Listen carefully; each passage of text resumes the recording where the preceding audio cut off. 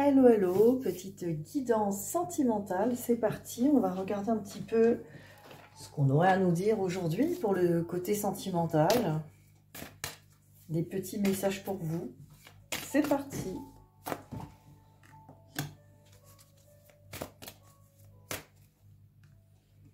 Voilà, j'en ai 3.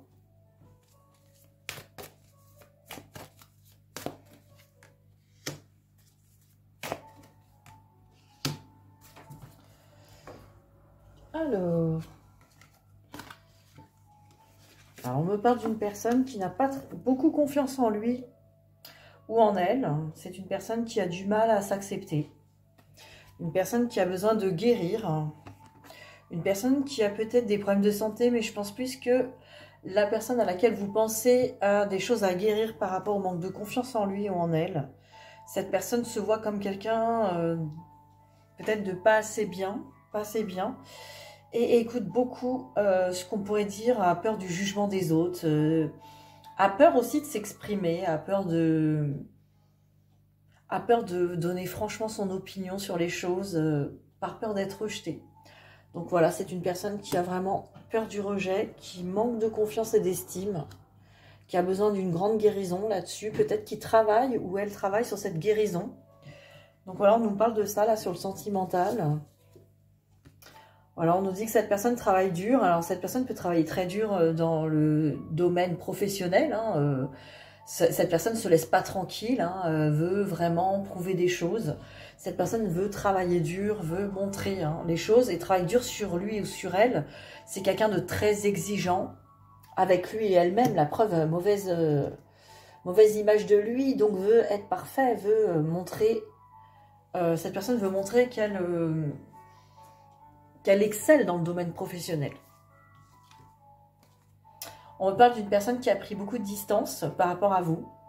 C'est une personne qui est peut-être partie très loin. C'est une personne en tout cas qui a pris des distances, qui a besoin de guérir et de faire ce travail sur ce manque d'estime de lui ou d'elle, de prouver des choses encore. Donc c'est quelqu'un qui est encore beaucoup sur les peurs du jugement, du quand dirait-on, qu'est-ce qu'on va penser de moi, qu'est-ce qu'on va dire de moi.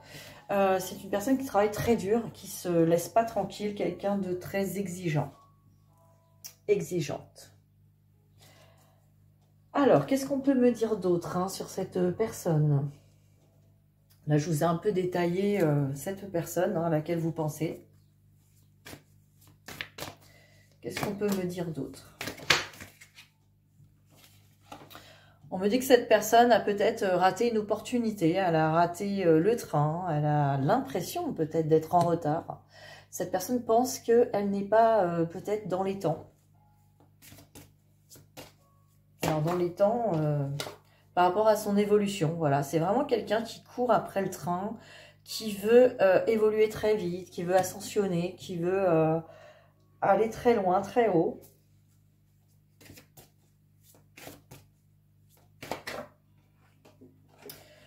En tout cas, on m'annonce qu'il va y avoir beaucoup de changements par rapport à tout ça. Cette personne va prendre conscience de toutes ces choses-là. Cette personne va trouver peut-être une nouvelle voie, quelque chose de nouveau, un changement, un grand changement. Voilà, cette personne va faire la paix et trouver des compromis avec lui-même, surtout, avec elle-même et avec les autres.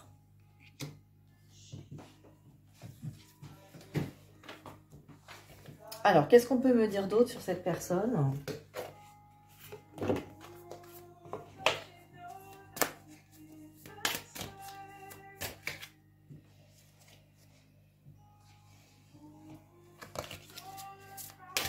Alors, qu'est-ce qu'on peut me dire plutôt sur cette personne et vous, par rapport à vous? Puisque comme ça, on va faire un peu... Qu'est-ce qui va se passer? Alors, on me dit que cette personne est encore peut-être dans les masques. Cette personne ne vous raconte pas tout à fait la vérité. Peut-être que cette personne vous a dit des choses qui n'étaient pas vraies. Vous a raconté des mensonges, pas forcément pour vous manipuler. Moi, je pense que c'est toujours par rapport à cette peur. Cette personne a vraiment peur que vous voyez chez lui ou chez elle ce manque d'estime et de confiance en lui ou en elle.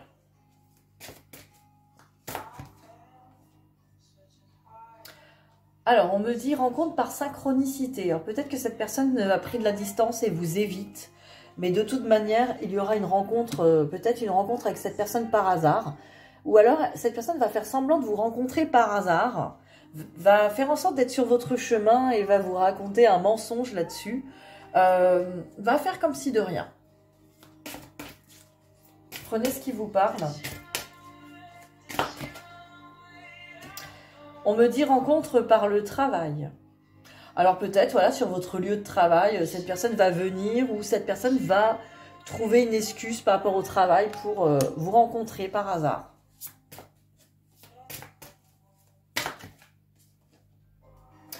Alors on me dit que cette personne porte beaucoup le poids de la famille. Hein. Je pense que la famille, les exigences familiales, l'idée que la famille se fait d'un couple, je pense que cette personne a du transgénérationnel de toute façon à régler.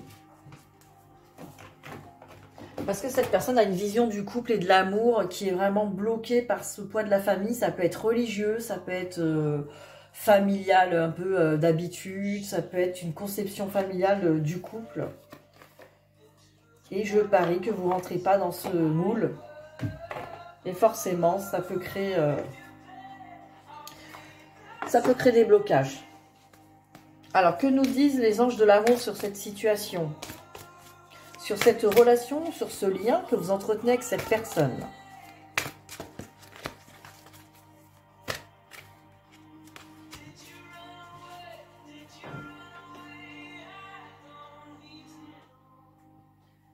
Alors... Oh, mais il y a des belles cartes. Hein. Il y a vraiment des belles cartes. On me parle d'un amour véritable, de toute façon. Donc là, ce lien entre vous est un amour véritable. On me dit, voici l'amour de votre vie. Et comme si on n'avait pas assez confiance en cette carte, j'ai eu derrière le mariage. Cette situation comporte un mariage, une union, en tout cas une union solide. Donc, bon, on a quand même... sur toute cette situation, on voit qu'elle va se dérouler au mieux par la suite. Hein. Donc, gardez confiance. Hein. Je vois que quand même les choses s'annoncent bien. En tout cas, si vous voulez vraiment faire le point sur votre situation, faire une guidance vraiment complète d'une heure, n'hésitez pas à me contacter. Alors, on va regarder pour en savoir plus au jardin de l'amour, pour voir les intentions de cette personne vis-à-vis de vous. Hein. Alors, on me parle de l'ombre. En voulant faire l'ange, parfois je fais la bête. C'est très drôle quand même, parce que ça correspond bien. C'est-à-dire que cette personne, quelque part, elle a tellement peur que vous voyez ses ombres, et qu'elle veut peut-être faire semblant, mais finalement, elle fait tellement semblant, elle est tellement dans l'évitement, hein, il ou elle est tellement dans l'évitement, qu'effectivement, vous le voyez comme quelqu'un, finalement, de mauvais, en tout cas de quelqu'un qui peut vous faire du mal, et c'est justement ce que cette personne ne veut pas. Donc finalement ça se retourne contre lui ou contre elle, cet évitement, ce jeu quoi que cette personne fait pour pas être rejetée, va lui porter le contraire quoi. Et c'est normal parce que c'est sa blessure que il ou elle doit regarder en face. Alors on me parle aussi des projections. J'ai si souvent besoin de rendre l'autre responsable de mes ennuis. Donc cette personne, quelque part, elle regarde beaucoup le jugement des autres, le regard des autres. Il se projette ou elle se projette beaucoup par rapport à la vision des autres. Donc voilà, on voit le poids familial, la peur du jugement, la peur de qu'en dirait-on de cette situation. Donc ça, c'est quelque chose qui peut jouer contre lui ou elle. Et là, on me parle de l'estime de soi. Vous voyez, on en parlait. Mon désir pour moi-même est aussi fort que mon désir pour l'autre. Donc, ça veut tout dire. C'est-à-dire que si cette personne a l'air de vous fuir, c'est parce que cette personne ne se désire pas lui-même, elle-même, n'a pas confiance en lui. Donc, à travers vous, à travers peut-être l'importance que vous avez pour lui ou pour elle, cette personne, voilà, vous montre à quel point elle se rejette en vous faisant vivre ça. Alors je sais, c'est pas très marrant hein, de vivre cette situation, et peut-être que aujourd'hui vous vous demandez pourquoi vous en subissez les choses, hein, Mais voilà, cette personne ne vous fait pas tout ça volontairement. On voit bien que c'est quelqu'un qui jongle avec ses blessures et ses peurs, qui a besoin de faire un travail, qui est trop dur avec lui ou elle-même et qui a un manque d'estime de lui ou d'elle. Mais voilà, avec ces cartes positives, on voit que ça va s'arranger. Hein. En tout cas, pour vous, on voit que ça va se modifier. Tout ça va s'arranger. On va regarder, pour finir, un petit message de cette personne pour vous.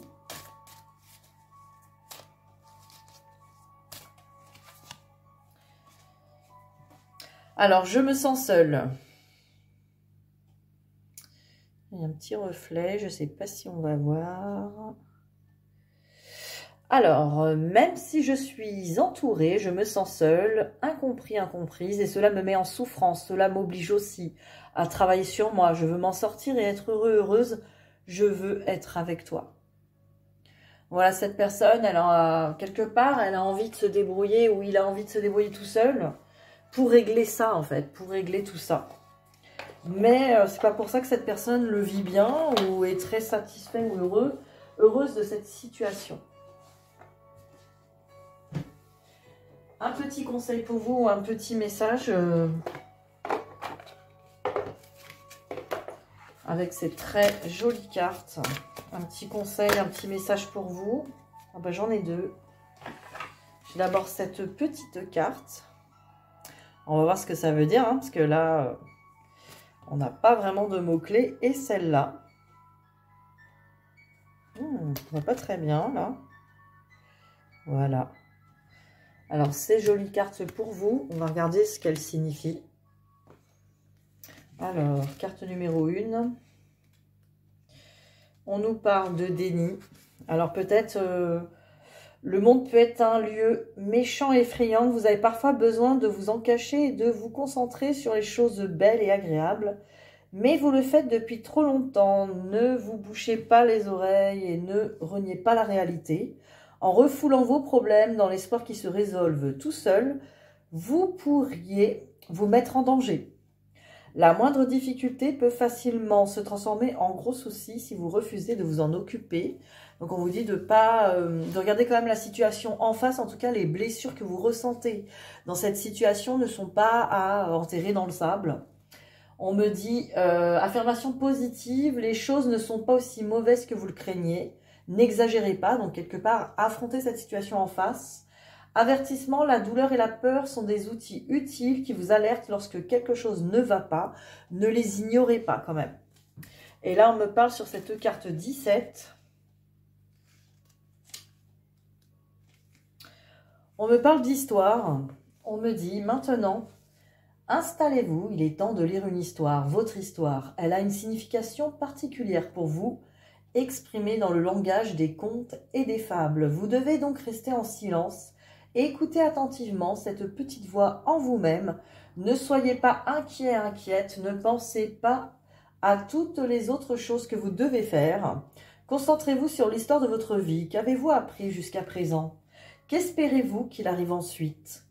Vous êtes l'auteur de votre propre vie. Affirmation positive. Quel est le héros de votre histoire? Avertissement. Qui est le méchant? Voilà, une petite introspection sur soi pour y voir clair, pour s'écouter soi-même et méditer. Si vous avez besoin de conseils, de soins ou de guidance, n'hésitez pas à me contacter. Je suis là pour vous. Bisous, bisous!